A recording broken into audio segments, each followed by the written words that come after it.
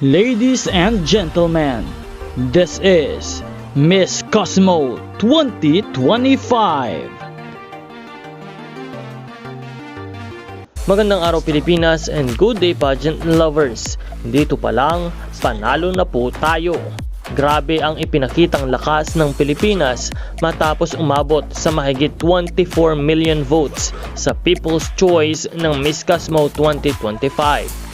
Isa itong malinaw na patunay ng walang kapantay na pagmamahal, pagkakaisa at suporta ng mga Pinoy pageant fans saan mang panig ng mundo. Mula umpisa pa lamang ng botohan, tuloy-tuloy na ang pag-angat ng ating kandidata. Araw-araw, oras-oras, walang humpay ang pagboto ng mga Pilipino. Kahit pagod na, kahit puyat na, hindi nagpapahuli ang sambayanan. At dahil para sa atin, hindi lang ito beauty pageant, ito ay laban ng dangal, karangalan at pagmamahal ng bansa.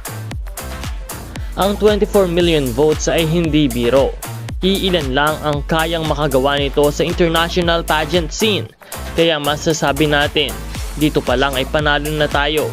Panalo sa suporta, panalo sa puso ng fans, at panalo sa impact sa buong kompetisyon. At ngayon, narito ang pinaka-inaabangang sandali dahil mamaya na ang Grand Coronation Night ng Miss Cosmo 2025. Lahat ay nakaabang, lahat ay nagtatanong, sino ang kokoronahan? Sino ang mag-uuwi ng titulo? Magiging bahagi ba ng kasaysayan ang gabing ito para sa Pilipinas? Ang tensyon ay ramdam na.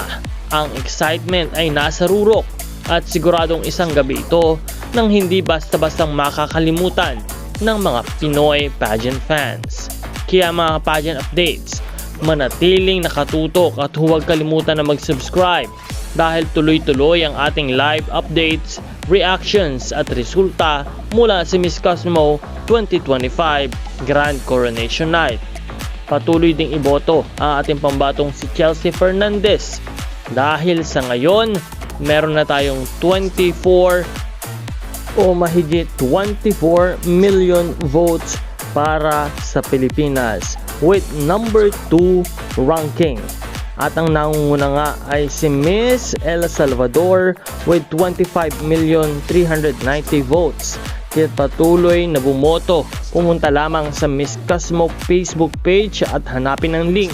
Iboto si Miss Philippines. Maraming salamat sa panonood at magkita po tayong muli sa susunod na update.